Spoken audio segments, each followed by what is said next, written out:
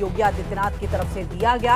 आज ये फूल बरसाती हुई तस्वीर जो है वो दिखाई दे रही है। हम आपको लगातार दिखा भी रहे हैं अपने दर्शकों को कि किस तरह से मुख्यमंत्री योगी आदित्यनाथ ने कांवड़ियों के ऊपर में फूल बरसाए हैं और इसी के साथ कांवड़ियों को संबोधित भी किया।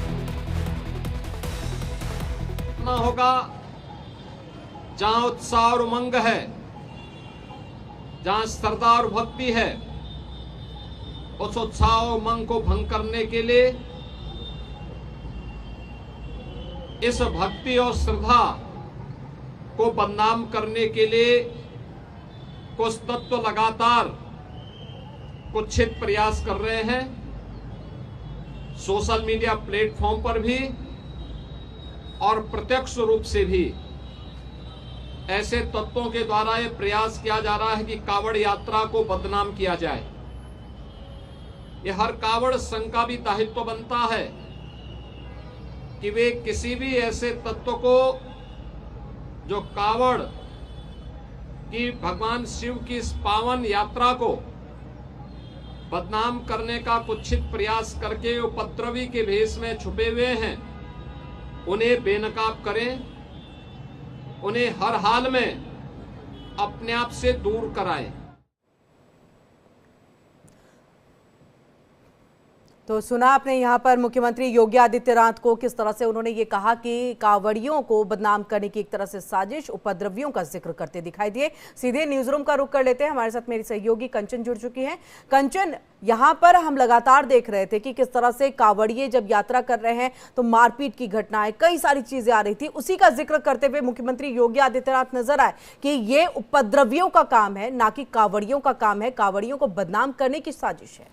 बिल्कुल किरण, और मुझे लगता है इस बयान को हमें समझने की जरूरत है। जरूरत इसलिए भी है क्योंकि ये वही यूपी है जहां पर समाजवादी पार्टी के सांसद ये कहते हुए नजर आते हैं कि कांवड़ी में बेरोजगार होते हैं। दिग्विजय सिंह का अपना बयान आता है, कई ऑपोजिशन पार्टीज कांवड़ जैसी इतनी खूबसूरत पदयात्रा पर अपने अपने तरह के बयान देती हैं, और तब आते हैं इस पूरे तस्वीर में उत्तर प्रदेश के मुख्यमंत्री योगी आदित्यनाथ, जो गुलाबों से इन कांवड़ियों पर पुष्प वर्षा करते हैं, शिव भक्तों की भक्ति में लीन नजर आते हैं, हवाई सर्वेक्षण करते हैं। उनका ये बयान देना अपने आप में इसलिए भी अहम हो जाता है किरण, क्योंकि ये वही उत्तर प्रदेश है वहां पर पार्टीज जो है इतनी बड़ी पदयात्रा पर कोई ना कोई अहम टिप्पणी करती है। और जब यूपी के सीएम ये कहते हैं कि कांवड़ियों में एक ऐसा उपद्रव बचाने की कोशिश उपद्रवी करते हैं, सोशल मीडिया का इस्तेमाल करते हैं, तो बहुत बड़ा संदेश जाता है उन तमाम उपद्रवियों को भी जो इस तरह की हरकत को अंजाम देते हैं। आप देखिए ना, क्या ये आसान है किरण, इतने बड़े क्राउड को मैनेज करना? जो क्राउड की तस्वीरें हम लगातार इस वक्त दिखा रहे हैं,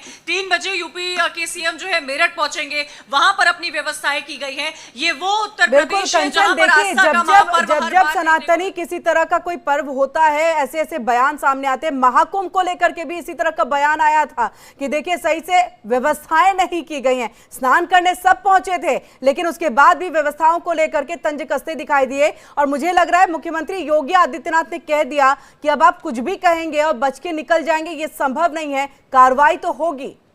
किरण, ये वो उत्तर प्रदेश है जहां अयोध्या में राम मंदिर है, जहां पर प्रयागराज में करोड़ों आस्था के मानने वाले लोगों के लिए बड़े महाकुंभ का आयोजन किया था, जिसमें सिर्फ हम आप देश के ही लोग नहीं, विदेश के बड़े बड़े लोग महाकुंभ में आस्था की डुबकी लगाने आए थे। ये वो उत्तर प्रदेश है जहां की वाराणसी में गंगा घाट पर बारिश क्यों ना आ जाए, जब तक प्रशासन नहीं कहता है कि गंगा आरती पर रोक हो, लोग आस्था के लिए उस गंगा आरती को करते रहते हैं। ये वो उत्तर प्रदेश है जहां पर हर साल कांवड़ियों पर इसी तरह की पुष्प वर्षा की जाती है, जिस वर्षा को आज आप देख रही हैं। तो इस आस्था के महापर्व को अलग राज्यों में तो बनाया जाता होगा, लेकिन जिस तरह की व्यवस्था यूपी में हमें देखने को मिलती है, इस तरह के क्राउड को मैनेज करना, बिल्कुल वो अपने आप में एक अद्भुत दृश्य होता है। और मुझे लगता है कि कांवड़ियों के लिए कहीं ना कहीं एक मन में वो एक अच्छी व्यवस्था लेकर के जाते हैं। ये पुष्प वर्षा भी उन्हीं में से एक। बहुत बहुत शुक्रिया पूरी जानकारी हम तक यहाँ पर कंचन पहुंचाने के लिए।